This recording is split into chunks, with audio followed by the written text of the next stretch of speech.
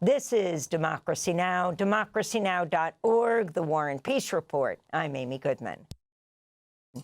The World Health Organization declared a global health emergency Saturday due to the rapid spread of Ebola virus in the Democratic Republic of Congo and Uganda. The announcement came a day after the African Union's Public Health Agency said it confirmed Ebola infections in the DRC's northeastern province of Ituri, where 87 deaths and hundreds of cases of illness have been reported. Cases have also been confirmed in Kampala, Uganda's capital. At least 4 healthcare workers are among the dead. In a statement, the WHO said the outbreak is potentially much larger than what is currently being detected and reported.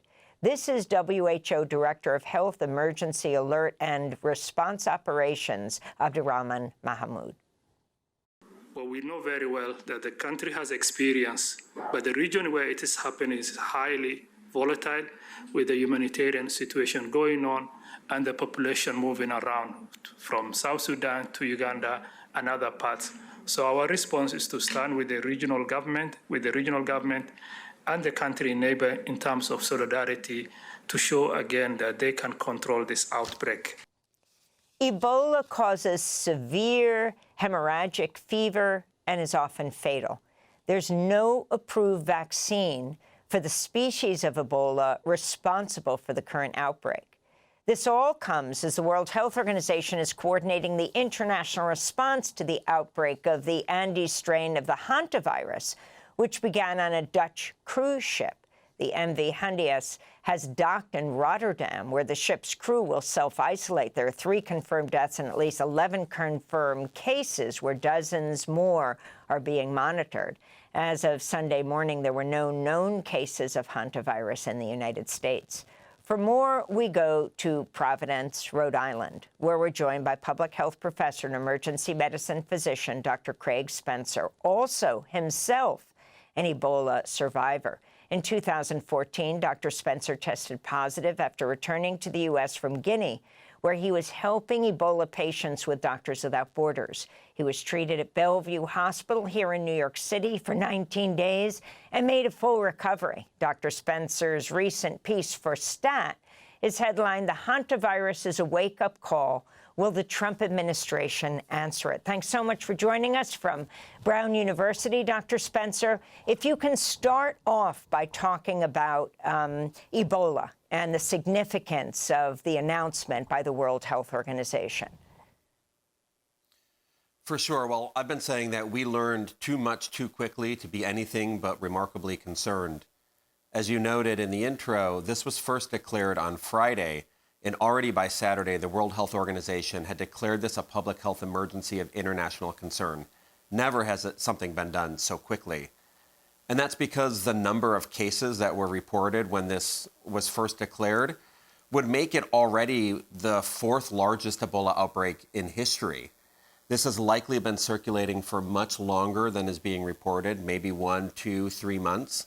And I wouldn't be surprised if the actual case numbers are dramatically higher than what we've seen so far. I think in the coming days and weeks, we're going to learn a lot more what cases actually look like, where they're at. But as has been pointed out, this is an incredibly difficult region to work in. I've worked in Eastern Congo a bunch of times. I've responded to Ebola. This is going to be a really difficult outbreak to manage and respond to, even under ideal circumstances. And Eastern Congo, particularly given the violence and conflict, is anything but ideal. Can you describe what happened to you and your particular concern about public health professionals dealing with this and what you think needs to be done? Ebola is a disease of compassion in that the folks that are most likely to be infected are people that take care, provide close care for people who are sick, for patients who have diarrhea and for vomiting. Think about family members, think about mothers taking care of their children, as well as healthcare workers taking care of patients. If you have the right protections, gloves and masks and everything that you need to stay safe, the likelihood of transmission is actually quite low. But most folks taking care of family members, as well as most healthcare professionals in this part of Congo, don't have access to the same things we may have access to here, including gloves, good personal protective equipment, and sometimes even running water. That makes the risk really, really high, particularly for healthcare professionals in a place where there's already not enough of those healthcare workers, and where over the last year we've seen dramatic cuts in the supplies and support going to many of these clinics and health facilities in eastern Congo. I wanted to turn to Nicholas Enrich, a former civil servant who worked at USAID, the Agency for International Development, through 4 administrations, serving as Director of Policy, Programs and Planning in the Bureau of Global Health until January of last year. On March 2nd, 2025, he was placed on administrative leave for exposing the Trump administration's illegitimate and dangerous dismantling of the agency. He's written a book called Into the Wood Chipper, a whistleblower's account of how the Trump administration shredded USAID. This is Nicholas Enrich speaking to Democracy Now! In April. There was an outbreak of Ebola happening in Uganda at the time that USAID was being dismantled. And while I knew we couldn't start a robust outbreak response that we usually have because of everything that was being dismantled, there were a few key activities that I really felt that we needed to do. And they would not even let us screen passengers at airports that were traveling on international flights onwards to the United States to make sure that they had Ebola, that they did not have symptoms of Ebola. So that was a real risk to U.S. national security, and it was just sort of laughed off and ignored by the political appointees and DOJ. So, Dr. Craig Spencer, if you can talk about this, do you think these cuts have exacerbated this crisis, and about the significance of it being in cities and conflict areas?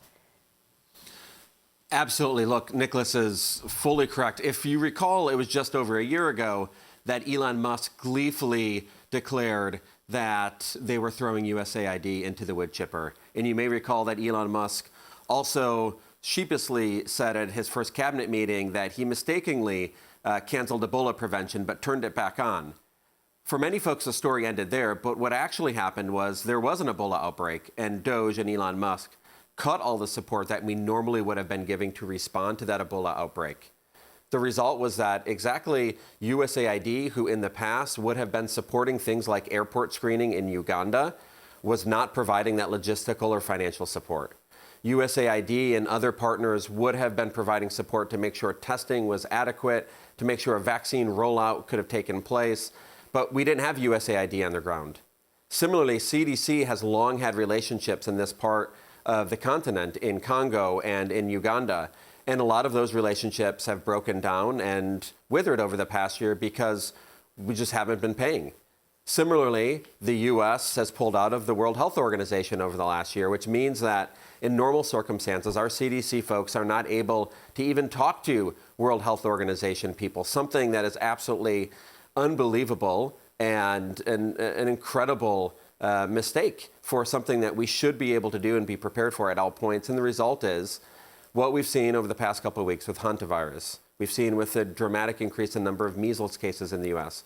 and now Ebola in DR Congo and across the border in Kampala.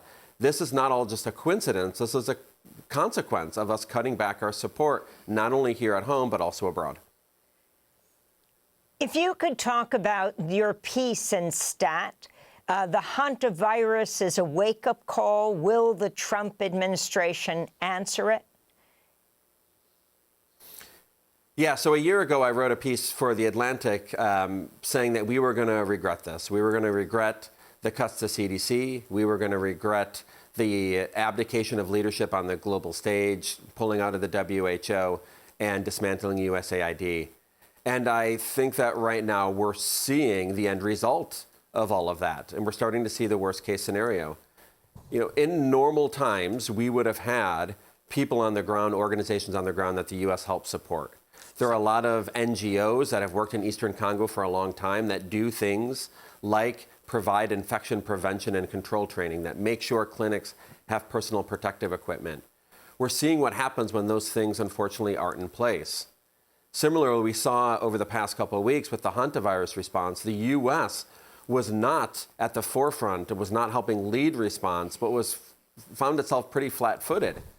I was saying that, you know, normally we would be 2 steps ahead, but we found ourselves 2 weeks behind.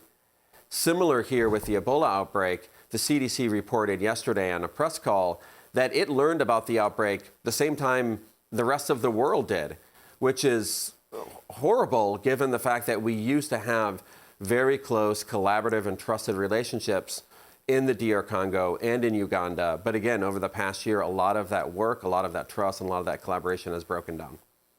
Thanks for watching Democracy Now! On YouTube. Subscribe to the channel and turn on notifications to make sure you never miss a video. And for more of our audience-supported journalism, go to democracynow.org, where you can download our news app, sign up for our newsletter, subscribe to the daily podcast, and so much more.